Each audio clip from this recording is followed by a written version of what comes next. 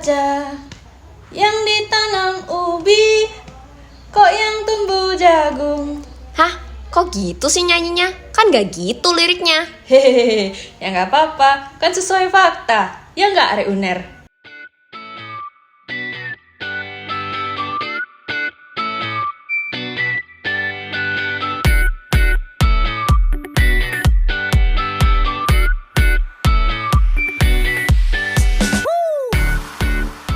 Halo Arek Uner, selamat datang di Wednesday Podcast. Bersama aku Afi dan rekanku Mei. Selama 15 menit ke depan kami akan mengkuliti, menggodok, memasak sebuah isu penting yang menyangkut masa depan kamu, aku, dan kita semua. Wow, masak-memasak nih ya. Isu apa sih yang harus dimasak, Vi? Isu yang menyangkut perut dong. Wah, memang kalau urusan perut tuh penting, tidak bisa diganggu-gugat. Tapi, isu yang mana nih? Kan urusan perut gak cuma satu. Food estate pastinya. Oh iya, apalagi setelah si itu ofisial ya jadi presiden kita. Waduh, gak bahaya ta. Tapi memang aku yakin hampir semua dari kita di sini udah tahu lah ya, atau pernah denger istilah food estate. Buat kamu yang masih asing sama food estate, simpelnya food estate itu usaha pangan yang skalanya luas buat memenuhi kebutuhan manusia di Indonesia. Kayak lumbung pangan gitu loh, yang menjamin isi perut warga satu negara. Tapi faktanya di Indonesia sendiri, program food estate gak selumbung itu loh, Rek. That's right guys, mengutip dari Pantau Gambut, program food estate ini sebenarnya bukan program yang baru-baru amat, Rek. Tahun 1995 ada PLG sejuta hektar Kalimantan Tengah. Terus tahun 2008 ada Merauke Integrated Food and Energy Estate. Nggak cukup sampai di situ, masih ada loh yang namanya Ketapang Food Estate di tahun 2012 hingga 2014. Nah, program sebanyak itu gatot alias gagal total. 3 kali pendahulunya food estate gagal semua tuh. Mainly karena pemerintah kurang riset nih. Mulai dari lahan, irigasi, hama, bibit, belum lagi korupsi, konflik sosial dan agraria, masalah kesehatan, ketimpangan sosial, dan yang paling penting isu lingkungan yang ditimbulkan dari proyek-proyek tersebut. Pemerintah ini kenapa sih gerasa-gerusu banget?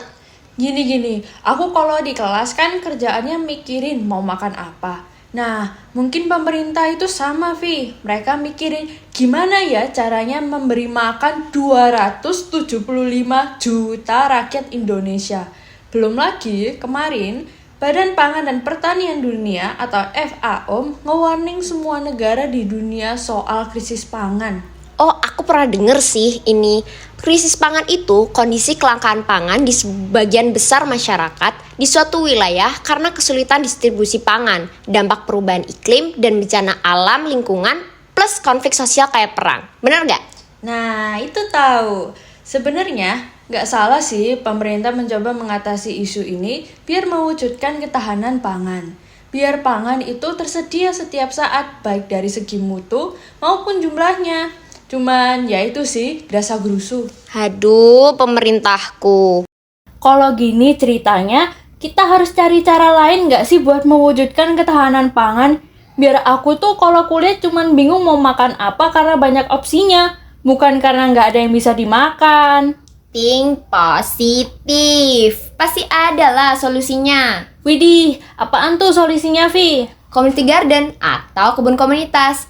Jadi ini adalah konsep berkebun rame-rame bareng teman, tetangga, atau pacar yang memanfaatkan lahan di sebuah komunitas. Indonesia banget deh. Kalau sama pacar, ngebundet dong.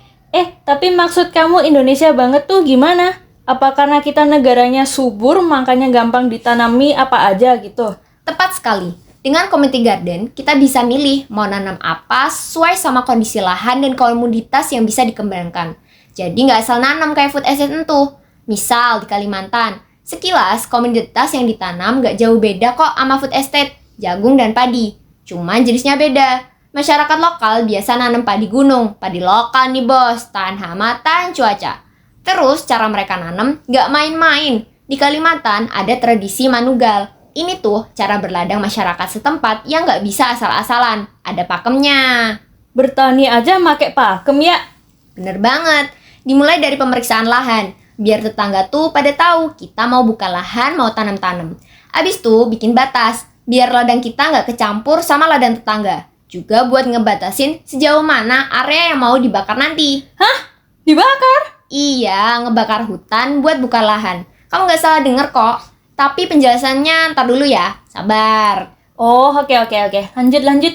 Step selanjutnya ngebersihin alat ladang. Didoain tuh, biar pas berladang sampai masa panen nggak kenapa-napa. Lanjut penebasan lahan dan penebangan pohon.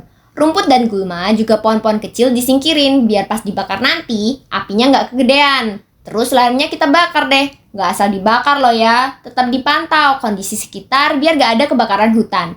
Dipakain sekat bakar biar api nggak menjalar liar. Part serunya nih penanaman. Doa dulu biar dijauhkan dari mara bahaya dan panen bisa maksimal. Yang cowok bakal jadi panunggal, bikin lubang di tanah, sementara yang cewek dan anak-anak bertugas masukin benih ke dalam lubang tersebut. Abis panas-panas, pegel-pegel, nanam di ladang, biasanya bakal ada makan bareng. Oh, di sini berarti gotong royongnya ya. Kebun detnya di sini juga ya? Eits, gak di part ini aja kok, masih ada lagi. Abis penanaman, lahan harus disiangi sampai panen. Panen ini pun ada handep hapakatnya, gotong royong. Kelar panen ada begawai atau syukuran. Dan misal di kemudian hari orang yang bantu kita manugal pengen manugal juga, kita wajib bantuin. Balas budi gitu deh. Terakhir, lahan bekas panen gak bisa ditinggalin gitu aja, tapi tetap dirawat sampai masa tanam selanjutnya. Kalau dikacangin bisa kebakar kena kemarau. Wah, seru banget ya. Udah bener kan berarti caranya? Kenapa nggak pakai ini aja? Well, selain gak dinotis pemerintah, tantangan model community garden ini ada di proses bakar lahannya. Buat mencegah kebakaran hutan, pemerintah kita mengeluarkan UU nomor 32 tahun 2009 tentang perlindungan dan pengelolaan lingkungan hidup. Pembukaan lahan gak boleh dilakukan dengan cara dibakar. Terus ada keputusan Presiden nomor 57 tahun 2016 tentang perubahan atas peraturan pemerintah nomor 71 tahun 2014 tentang perlindungan dan pengelolaan ekosistem gambut. Dilarang juga tuh buat ngebakar lahan gambut. Tapi make sense nggak sih? Kan karhutla ini emang berbahaya, Vi. Well, peraturan dan UU itu nggak sejalan dengan tradisi masyarakat. Sebenarnya proses ngebakar lahan nggak seburuk itu kok. Dalam skala kecil, ngebakar hutan buat buka lahan bikin bahan organik di hutan hancur dan memperkaya zat hara. Tapi dengan catatan nggak dilakuin pas musim hujan ya. Soalnya, ntar zat-zat yang bagus itu bakal kintir ke bawah air. Dan yang paling penting lagi, hutan tuh sebenarnya butuh api. Ibaratnya kayak vaksin, nyuntikin virus jinak ke tubuh biar kita punya imunitas ngelawan virus tersebut. Hutan juga sama. Dengan ngebakar hutan secara hati-hati dan berkala, kita bisa ngurangin unsur-unsur yang mudah kebakar. Jadi pas amit-amit kebakaran nih, dampaknya nggak segede dan separah itu. Walah, jadi begitu toh. Sebenarnya sih pemerintah udah berikhtiar biar karhutla nggak kejadian. Tapi tradisi manunggal juga masih bisa dilaksanakan. Ngebakar lahan cuma bisa 2 hektar per kepala keluarga. Harus ditanami varietas lokal dan dikelilingi sekat bakar agar api tidak menjalar. Tapi itu aja nggak afdol. Akan lebih cakep kalau pemerintah ngebantu masyarakat melakukan proses ini dengan aman dan terkendali. Lewat edukasi seperti level air, arah gerak angin, kelembapan, kondisi lahan juga dibarengi teknologi yang kece. Nggak lupa dipantau terus biar nggak ada oknum-oknum dekil yang manfaatin peraturan buat bakar hutan sesuka hati mereka. Terakhir, pemerintah hendaknya lebih bijak menilai kondisi masyarakat sebelum bikin peraturan dan menetapkan hukuman. Bakar nggak boleh asal bakar ya. I see. Tapi itu kalau kebunnya luas, bisa nanam padi gunung. Indonesia kan warganya banyak ya, Vi. Di Jawa, sawah sekarang pada dijadiin perumahan. Belum lagi di kota-kota besar kayak Surabaya ini yang pemukimannya dempet-dempet. Terus gimana tuh buat ngewujudin community gardennya? Jangan risau, Beb. Ada cara lain biar kita bisa tetap berkebun dengan lahan yang minim. Pernah dengar hidroponik gak? Hidroponik? Oh iya. Cuman aku masih nggak begitu paham sih. Sini aku jelasin. Jadi, hidroponik ini cara berkebun yang gak perlu tanah. Media tanamnya itu air yang dikasih pupuk cair. Biar sumber nutrisi tanamannya tetap ada. Kalau ibuku sih, air yang dikasih pupuk itu dimasukin ke baskom. Terus, nanti di atas baskom bakal ditutup sama semacam plastik. Tutup plastik ini dilubangin biar bisa menahan pot. Pot ini isinya bibit tanaman yang sebelumnya disemai di rock wool. Kayak busa gitu deh, yang bisa nyerap air. Nah, pot ini kan ada lubangnya. Sama ibuku dikasih kain flaner, biar air yang di baskom bisa diserap rock wool. Udah deh, tinggal nunggu sampai siap panen. Sesekali dicek nutrisi di dalam air, butuh ditambah apa enggak. Dan gak harus baskom kok, pakai botol plastik juga bisa. Sejauh ini, ibuku udah panen selada, sawi, kangkung, seledri, dan daun bawang. Widih, bisa masak sop tuh. Ternyata hidroponik itu gampang, simple, minim perawatan dan juga minim tempat ya, Vi. Tapi tetap loh, padi gunung nggak mungkin tumbuh loh di situ. Iya juga sih. Kalau aku sih lebih kepikir roof garden, Vi. Dulu di sekolahku, di SMP Katolik Santa Clara, Surabaya, atap gedung tertingginya dijadiin kebun, dikasih nama El Paraiso. Di sana kebunnya dijaga sama-sama oleh para guru dan staf gardening. Setiap Sabtu di bulan-bulan tertentu, para murid biasanya diajak untuk belajar di roof garden untuk mengenal tanaman dan cara membuat produk dari hasil panen. Nah, roof garden ini nggak cuma hemat tempat, tapi juga bisa bantu ngurangin panas di dalam bangunan.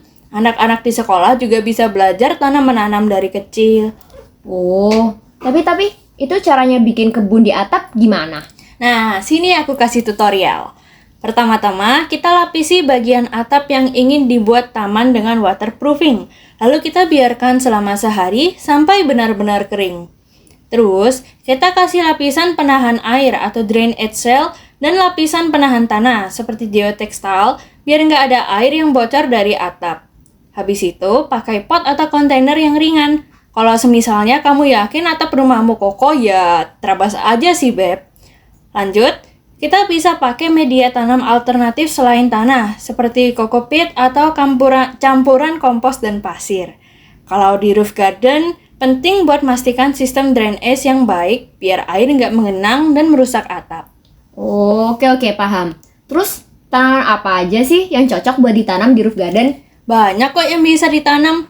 Mulai dari sayuran-sayuran seperti yang mamamu panen kemarin, ada bayam, kangkung, selada, sampai tanaman herbal kayak basil, mint, dan juga rosemary.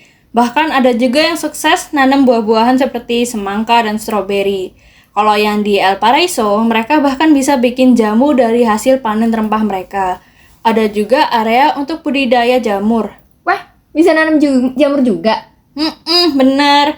Habis belajar di roof garden, biasanya anak-anak beli jamur crispy dan juga jamur tiram buat digoreng sendiri di rumah.